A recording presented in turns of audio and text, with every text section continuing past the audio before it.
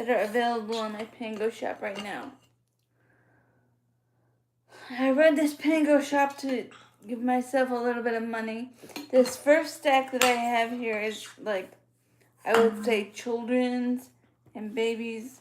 So the first book is like a nonfiction, something that I would say a 10-year-old, 11-year-old might like, 8-year-old, something.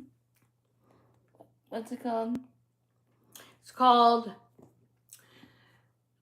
Mischief. Mischief, did I say that? Maker's Manual.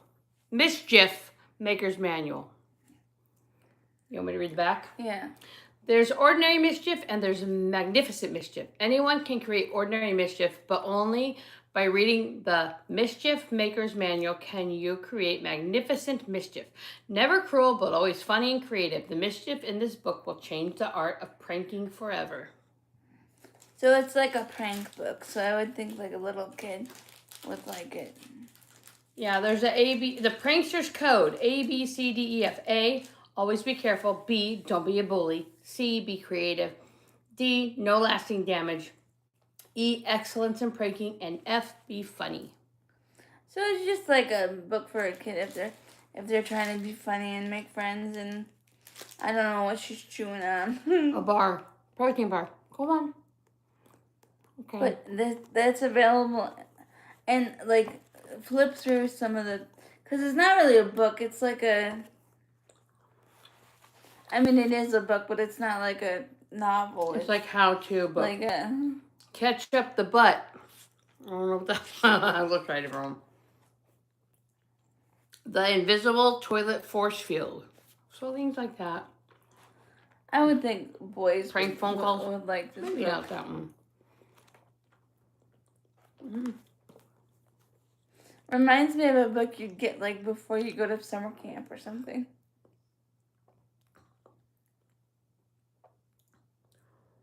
Tuna cookies, fake vomit. Fake vomit. Nasty mix-ins. Stapler in the Jell-O. I don't know. Be safe. Don't hurt yourself, kids. So that's that one. So, and it's available on my Pango shop. I run my Pango shop just to give me a little extra spending money. You know, like money to maybe take myself out to lunch or do my nails or something like that. Mm-hmm. Most recently, I've been trying to save up money for a train trip. Because I'd like to go to Arizona, visit my friend, because her car died before she was able to get to us. So that's what I want to do with my extra money. When you guys buy books, that's what you're helping me with, is like doing all the little extra things that people always have money for. Hello, welcome in. Thank you for joining us. The second book is if you have like a little baby and you need a book to go in the stroller. This is really cute. Well, this is also like a motivational, not a motivational, it's a, what's it called? What is it called? It says affirmation. That's what I meant, affirmation. Mm-hmm. It says right there on the cover. Yeah. On the back, you mean? Yeah, I see it says affirmation. Mm-hmm. It's like I can read it. Yeah. It says, I like you every day. Okay. Sometimes we can be sad or crabby, but this book reminds us that we are so loved, no matter how we feel or what we do. Sit in a cozy chair and read this with your favorite person. Remind them that you accept them no matter what and will love them through all the ups and downs of life. Kate Allen has brought comfort and calm to many grown-ups with colorful animal affirmations, and now she's bringing that same comfort kindness to younger readers. Snuggle up and enjoy this self-esteem boosting book. Maybe I need to find her adult books. But look at the It's really cute, and there's just like in good shape. We went through the whole book. I like you. Really, I like you when you're sad. I like you when you scrunch all up and get really mad. Show them a little closer because I can't really see. I like you when you're funny. Okay, there's one. Well, where's the one I was looking at? It's just very cute. And I think it's only available. Oh, here we go. I like you when you're big, and I like you when you're small. But it's a cute book. And I think it's only on my Pango for like $7. Yeah, because online it was like something. 20 Online, bucks. They wanted 20, so I'm only asking $7. And that's kind of. I like to price my books very reasonably priced. Like, I'm not gonna try to make my mortgage payment with my books. If you know what I mean. So, yeah. If you know somebody that's like about to have a baby, that would be a really good book.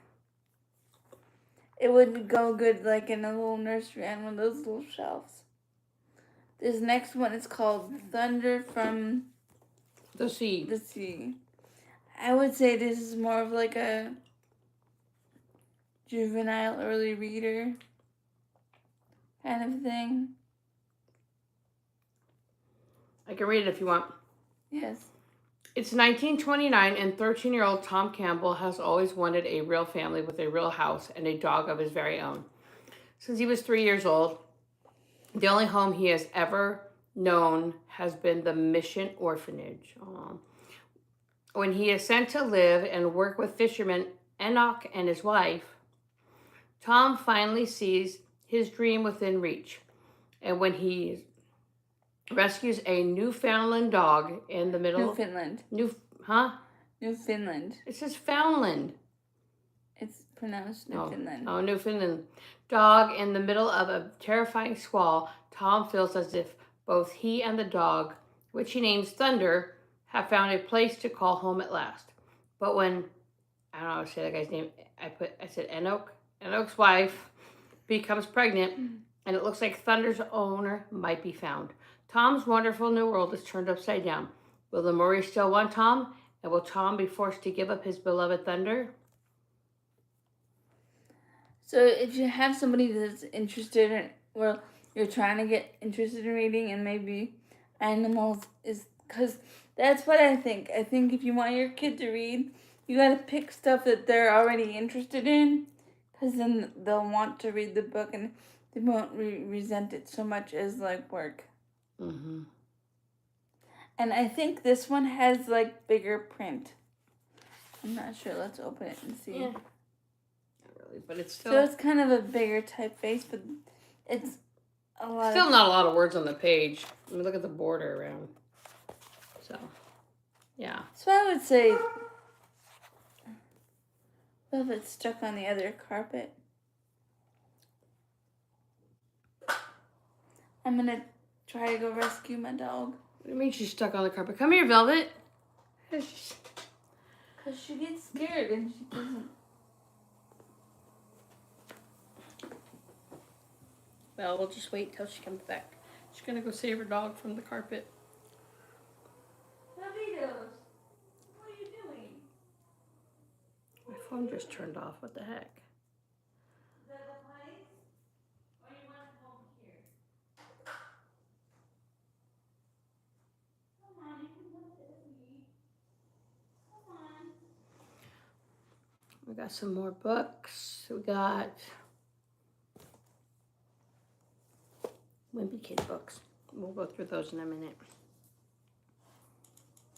What's wrong with you, Velvet? What you being a Krabby Patty for, huh? She's probably gonna go potty again. Because she hasn't gone potty in a while. Want me to take her out? Yeah. Okay, Carolyn's gonna talk to you guys. Oh, call her face. Okay, she's gonna talk to you guys, and I'll be back. I have a lot of other junior, Come on, Velvet. Let's go fiction books. Such as what? Twice Upon a Time. It's the second book in a series, and it's about pirates. I also have a selection of the Wimpy Kid books available. I know those are very popular in middle school libraries for the 6th graders. And they're in pretty, I wouldn't say brand new shape, but pretty decent shape. I have Cabin Fever,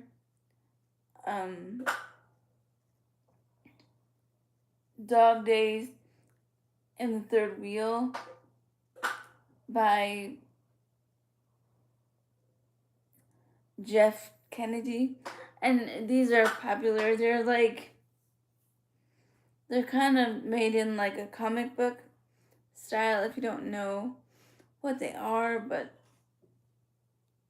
they're pretty popular and like humorous, and it's a way to get your kid into reading without like, because it doesn't feel like reading because it has a lot of drawings and it's written in a comic format in parts, so it doesn't feel like a big daunting chunk of text. That's why I think that they're good. There's also, I don't think I have any of them right now, but there's the Dork Diaries that are really good. And I know that the Babysitter's Club just got a really popular reboot within the past couple of years or so,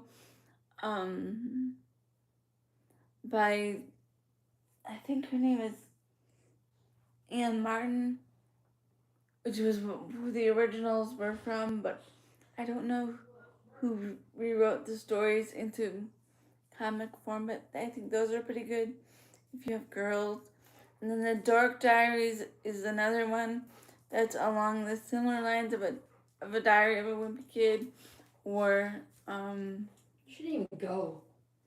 Little booger. Did you turn the light on? I had a light on out there on my phone. Okay, we're back. But yeah, I was just, what would you say about these books? Your boys have read those, right? I think so. Like, not those specific ones, but We've had all of them. In that series, I think. Diary of a Wimpy Kid, Cabin Fever. I was just gonna open the book and show them like what it's, because it's not all text. It's like Pictures some too. of it has some pictures and drawings to break up the text and like help the story come along.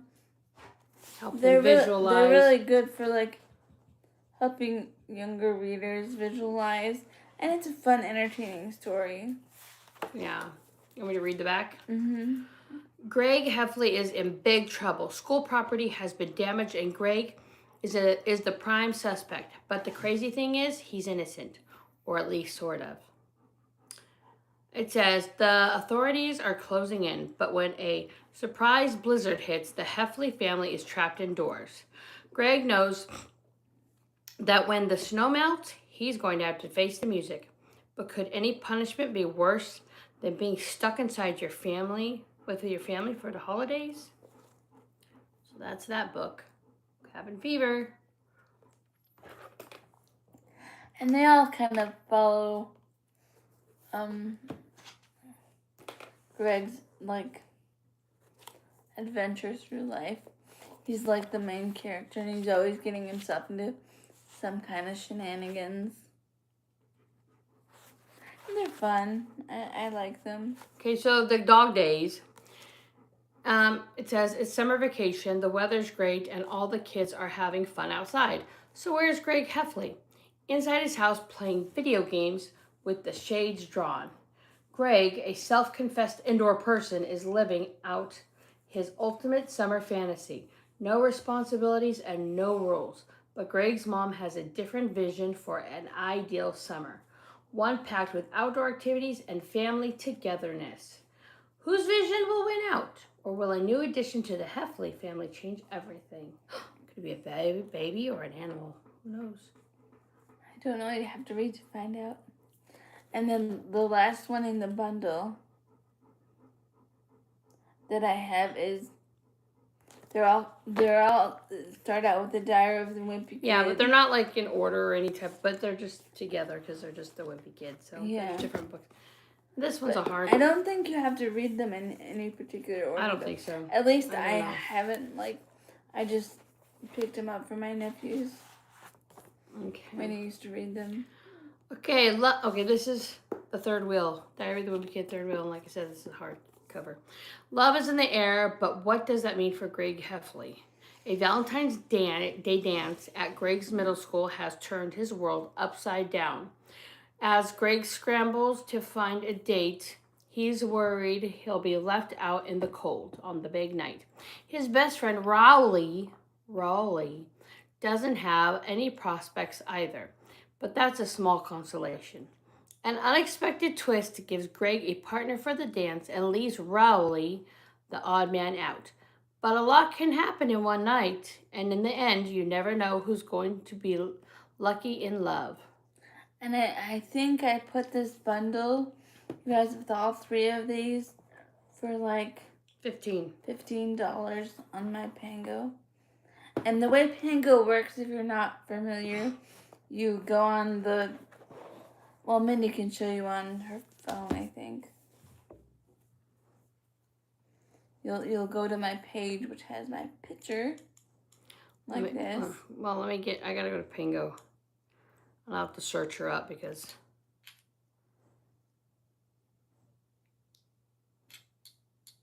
But it looks like me, it's a picture PangoBooks. of me. PangoBooks.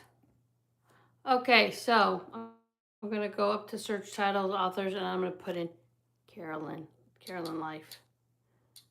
Carolyn Life, no space. And she's right there. You see her? She's right there. And that's my picture. And that's her picture. I like that picture better than the last one. You could just push on her. Yeah, and there it is. See? And right now I don't have any discounts or anything. There's no discounts active today. Oh yeah, these are all the books we put up today. Yep. Wow, these are nice pictures. Wonder who took the pictures. Look how fancy all that looks. She has a photographer that helps her. And then you just go on there. And I'm not in charge of any of the shipping. When you buy the books, you decide what the shipping is. So you calculate that cost. Oh, which shipping? How fast you want to get it and stuff. And how fast she has 472 listings. Hello, welcome in. I'm glad you're here joining us for our book chat. And that was the kids section of the books. But now we're going to move on to some more adult stuff. This first, let's see, these first 2, I'm going to say, because I want to do this one. Which one? This one? I think both of the Pig Moon and the... And this one? Are nonfiction. And that's fiction, I think. So which one do you want to do first? Let's pig? Let's start with the... Underneath the pig? No, the pig first. The pig. This is a nonfiction book. And I'll have Minnie read the back of the book. The Pig Who Sang to the Moon. The Emotional World of Farm Animals. Okay. In this groundbreaking book, Jeffrey Moussaieff, Masson, reveals startling evidence that farm animals have feelings, even consciousness, and bears witness to the emotions and intelligence of these remarkable barnyard creatures, each unique with distinct qualities. Curious, intelligent, self-reliant, many will find it hard to believe that these attributes describe a pig. They also dream and know their names when called. How do you know they dream? I'm confused. Mother cows mourn when their calves are taken away. Given a choice between food that is nutritious or lacking in minerals, sheep will select the former, balancing their diet and correcting the deficiency. Goats display quite a sense of humor, dignity, and fearlessness. Indian goats have been known to kill leopards. Wow, well, that's weird. Leopards are scary. Chickens are naturally sociable. They will gather around a human companion and preen themselves beside someone they trust. Weaving history, literature, anecdotes. Did I say that right? Antidotes. It says antidotes. Okay. Scientific studies and his own vivid experiences observing these gentle beasts. Jeffrey Masson shatters the aberrant myth of the dumb animal without feelings. The Pig Who Sang to the Moon is a revolutionary book that is sure to stir human emotions far and wide. That sounds interesting. I should read that book. I have several nonfiction about animals in my store. Not really. And I think I have a story about a chimp that's called Mama's Last Hug on my page. And then moving on from that, I have another nonfiction. It's a memoir called After the Eclipse. Oh, let me give to that one. And it's a story. I don't know what it's about. I don't either. Nothing on the back, so you'll have to get it and find out. No, I'm just kidding. I'm just kidding. Okay, I'll read here in the beginning. Read the French flaps. This is a French flap, I guess. And this was a book of the month. Back in 2017. Selection. That's okay. When Sarah Perry was 12, she saw a partial eclipse of the sun, an event she took as a sign of good fortune for her and her mother, Crystal. But the brief moment of darkness ultimately foreshadowed a much larger one. 2 days later, Crystal was murdered in their home in rural Maine, just a few feet from Sarah's bedroom. The killer escaped unseen. It would take the police 12 years to find him, time in which Sarah grew into adulthood, struggling with abandonment, police interrogations, and the effort of rebuilding her life when so much had been lost. Through it all, she would dream of the eventual trial, a conviction, all her questions finally answered. But after the trial, Sarah's questions only grew. She wanted to understand her mother's life, not just her final hours. And so she began a personal investigation on that drew her back to Maine, taking her deep into the abiding darkness of a small American town. Told in searing prose, After the Eclipse is a luminous memoir of unforgettable truth and terrible beauty, an exquisite memorial for a mother stolen from her daughter, and a blazingly successful attempt to cast light on her life once more. So if you like memoirs and like true crime, that might sound kind of interesting. And I don't know very much about that case, so maybe... It's a real book? Oh, yeah, it's a memoir. Okay. Mm-hmm. Oh, I wonder if that's really them in the picture. Probably. Oh. I have that available in my Pango shop, as well as a couple other. I forget what it's called. There's that Amanda Knox book, which, if you don't know, Amanda Knox was accused of a crime as a student in an exchange program in Italy. I have her book. I have, as a memoir, I have a Princess Diana memoir. What other ones do I have? I have Tiger Woods' memoir. Before he did all of the stuff that he did. I have that one. I'm trying to think of what else is out there. I can't think of any more memoirs right now. But there's just a few more books that we have on this pile for today. Shrimp. I'm going to go to this next one that's a social justice. Which one? The Stamped. Oh, okay. Remove these. Because we'll go back into the... Sorry, guys. We'll end with the Newbery winners and the nonfiction. Stamped. You have to read what it's about. I have to go in the middle. Okay, the thief known as racism is all around. Hello, welcome in. Hi.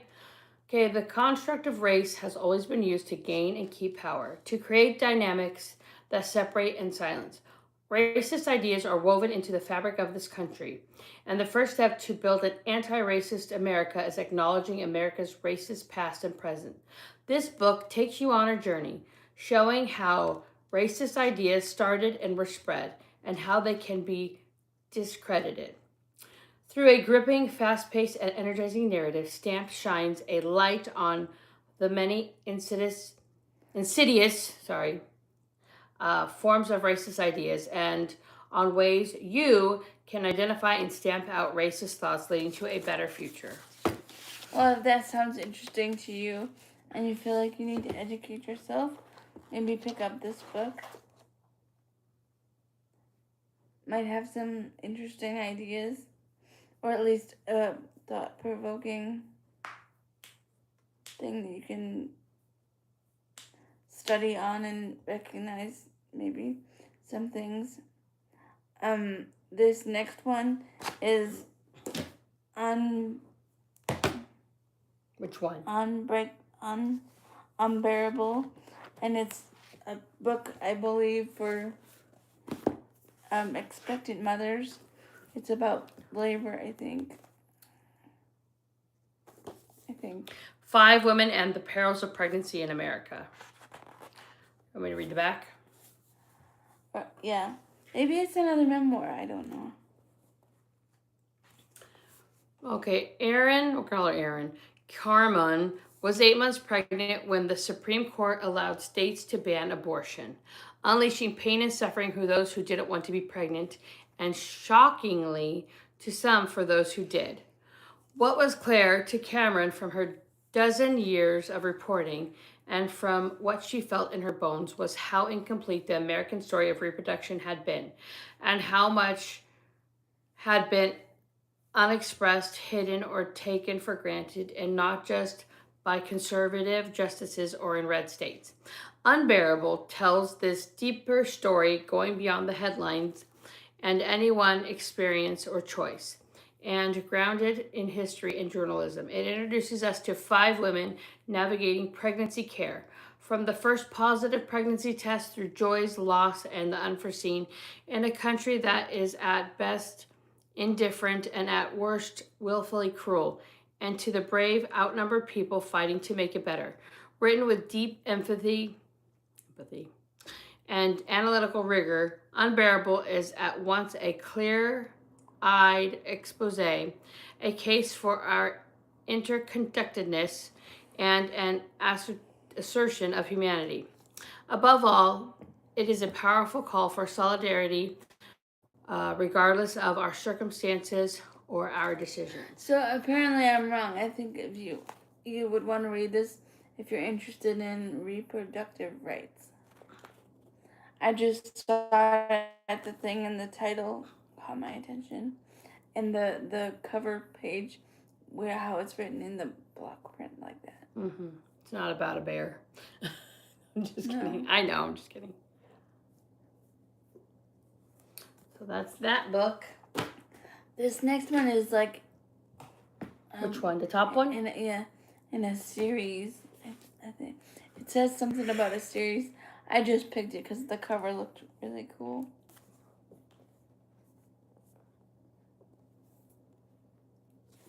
Another book on the back that says Hush.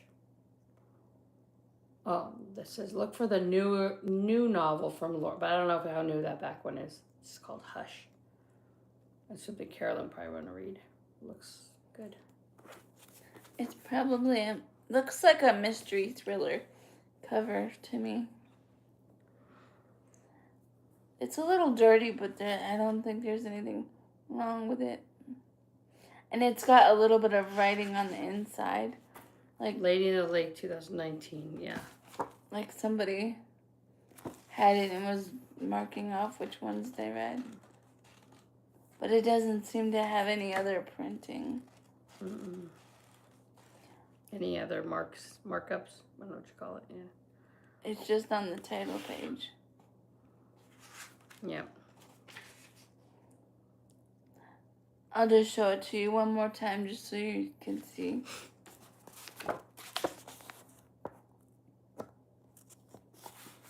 And it has some gunk on the back cover, but... No, that was probably from my chocolate bar. It's gone now. The gunk's gone. Oh. See, no gunk. Okay, I'll read this. This is P.I. private investigator. Tess Monahan doesn't expect her first case in her new private investigation practice in Baltimore's neighborhood of Butchers Hill to come in the form of Luther Beale, an ex-con who was sent to prison for shooting Donnie Moore, a boy who vandalized his car 5 years earlier.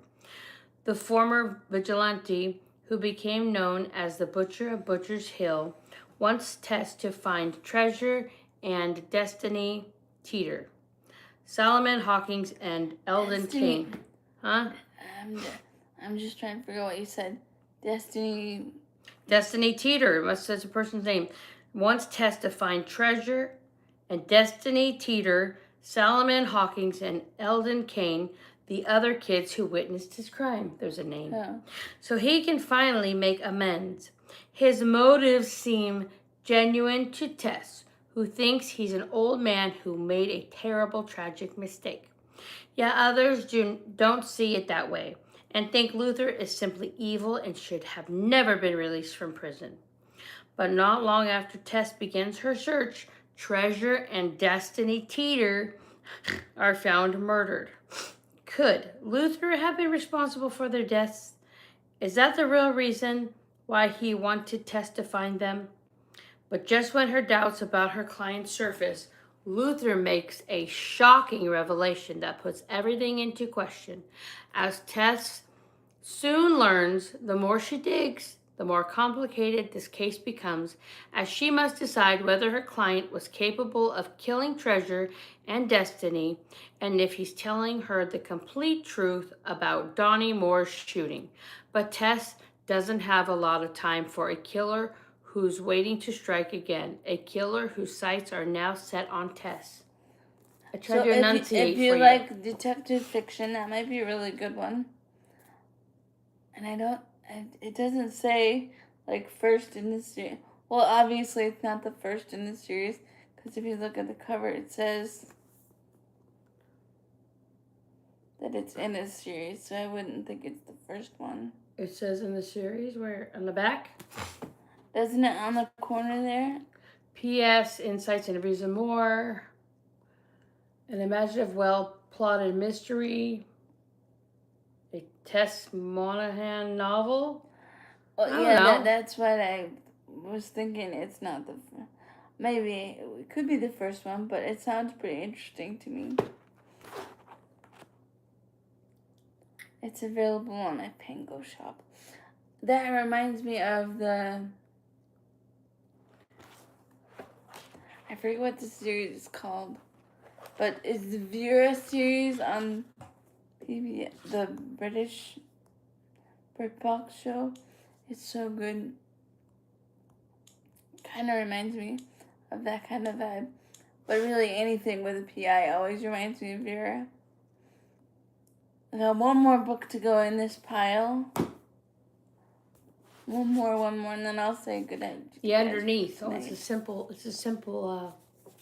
description on the back, or summary, or whatever you want to call it. I think it's a Newbery. Is it a Newbery? Does that sticker say? It says National Book Award finalist. Oh yeah, Newbery Honor Book.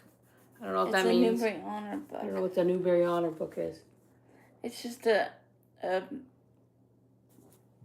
award to recognize. I think it's children's literature or children or middle grade. I'm not sure particularly. You want me to look and see? Sure. I'll put it down real quick.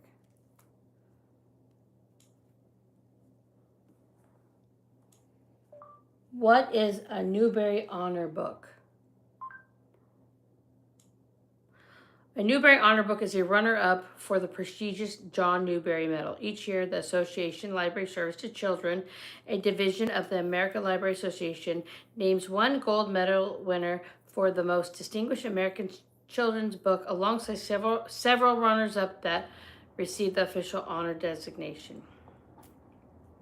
A silver seal. Published copies often feature a silver seal honor seal on the cover. Okay.